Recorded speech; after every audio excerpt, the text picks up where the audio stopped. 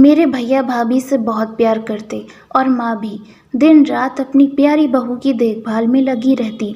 मेरी भाभी पेट से थी, इसीलिए घर में उनकी खूब खातिरदारी होती रहती।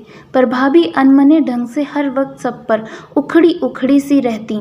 सबको लगता प्रेगनेंसी की वजह से भाभी का ऐसा व्यवहार है, क्योंकि प्रेगनेंसी में अक्सर मूड स्विंग्स होते रहते हैं। कभी चिड़चिड़ापन, कभी चटपटा खाने की इच्छा, तो कभी कुछ ना कुछ। मेरी माँ और भैया हर जतन करके भाभी को खुश रखने का प्रयास करते।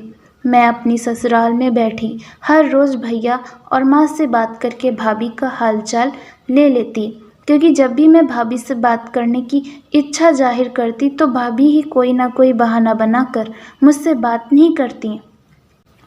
कभी कभी बुरा लगता था, पर ऐसा तो हर घर में होता है, यह सोचकर मैं इस बात को यूं ही टाल दिया करती। रक्षाबंधन का त्योहार नज़दीक आ रहा था और भाभी का नवा महीना भी। सब बहुत खुश थे, मैं भी बहुत खुश थी। ससुराल वालों की अनुमति पाकर मैं अगली सुबह बस से बेल्हौर रवाना हुई।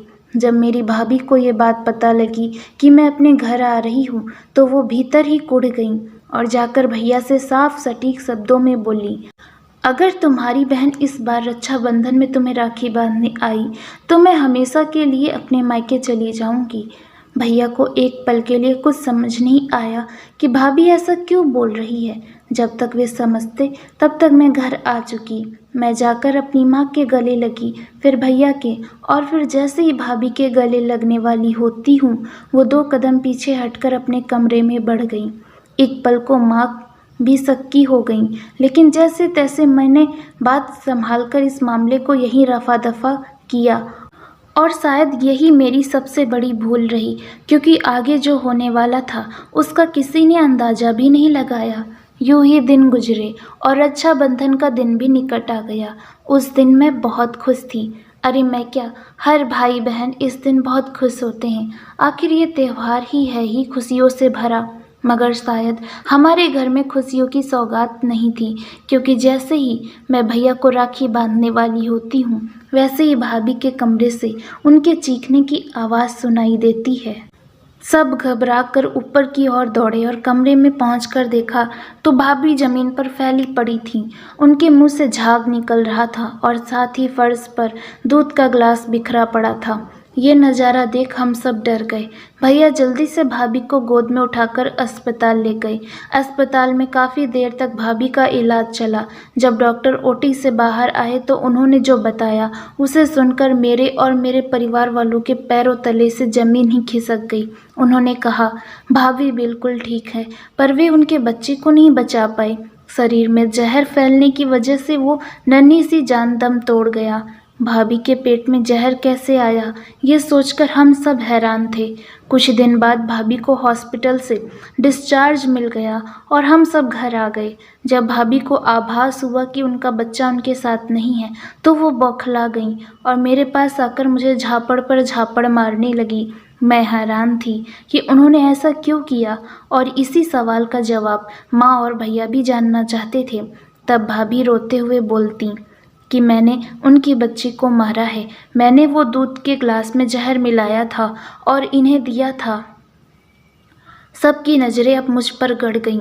मैं बोली, नहीं, ये झूठ है। हाँ, मैंने रक्षाबंधन वाले दिन भाभी को दूध दिया था, पर उन्हीं के कहने पर, और उसमें जहर कहाँ से आया ये मुझे नहीं पता। उन्होंने एक बार फिर मुझ पर इल्ज़ाम लगाया, तुम मनहूस हो, तुमसे अपना बच्चा तो संभाला नहीं गया, अब मेरा बच्चा भी खा गई। डायन, तुझे मैं छोड़ूंगी नहीं, कहकर वो मुझे मारने दौड़ी, पर इससे पहले वो मुझे मारती। मेरे पति मौके पर वहाँ पहुँच गए और ये सब होता देख भाभी से बोली, रेखा तुम यहाँ क्या कर रही हो? दरअसल मेरी शादी पहले हुई थी और भैया की बाद में, और भैया की शादी के वक्त मेरे पति काम के सिलसिले में बाहर चले गए थे, इसीलिए उन्हें नहीं पता कि रेखा भाभी ही मेरे भाई की पत्नी है। भाभी ने जब मेरे पति को देखा तो हैरानी से थूक अंदर गटकने लगी। उनके मुंह से एक शब्द नहीं निकला। मैंने मेरे पति से कहा, ये मेरी भाभी है, तो वो बोले, ये औरत एक नंबर की ड्रामेबाज है, मैं इसे कॉलेज टाइम से जानता हूँ, ये अपनी बात मनवाने के लिए किसी भी हद तक जा सकती है। हाँ, हूँ मैं ड्रामेबाज, भाभी चिल्लाई और आगे बोली, मैंने खुद मारा अपने बच्चे को। मैंने जहर जानबूझकर पिया था क्योंकि मैं तुमसे नफरत करती हूँ ननद जी, बहुत नफरत। मैंने पूछा, क्यों भाभी, आखिर आप मुझसे इतनी नफरत क्यों करती हैं? क्या बिगाड़ा है मैंने आपका? वो अजीब ढंग से मुस्कुराई और कहती, तुमने ससुराल के साथ साथ मायके की भी प्रॉपर्टी हथिया ली, वो प्रॉपर्टी जिस पर मेरा हक था। मेरा? मैं बोली, वो प्रॉपर्टी मेरे पापा ने मेरे नाम करी थी अपनी मर्जी से, और अगर आपको वो प्रॉपर्टी ही चाहिए थी तो मुझे बोल देती, मैं खुशी खुशी दे देती। इसमें इतना नाटक करने और एक मासूम सी जान की हत्या लेने की क्या ज़रूरत थी? क्योंकि मुझे लगा मेरे जहर पीने का सारा इल्ज़ाम तुम पर आएगा और तुम्हें जेल हो जाएगी। फिर मैं खुशी खुशी अपनी प्रॉपर्टी पर अपना अधिकार जमा सकती। भाभी इतना ही कह पाईं क्योंकि तभी माँ ने उनके गाल पर तड़ाक से चाटा रसीद दिया, जिससे वो एक तरफ झुक गईं। नीच, निर्लज, बेहया औरत, चंद पैसों की कीमत तूने एक मासूम की जान देकर लगाई। अरे तू तो आस्तीन का सांप निकली रे, औरत के नाम पर धब्बा है तू डायन। निकल जा मेरे घर से, माँ चिल्लाई। भैया तो कुछ नहीं बोले, बस उन्होंने भाभी की ओर हिकारत से अपनी नज़रें फेर ली। भाभी अपनी गलती मानने की बजाय दनदनाती हुई घर से बाहर चली गई। सब जो कुछ हुआ उसके बारे में गौर से सोचने लगे। कहानी कैसी लगी कमेंट में बताएं और चैनल को सब्सक्राइब करना ना भूलें। Thank you.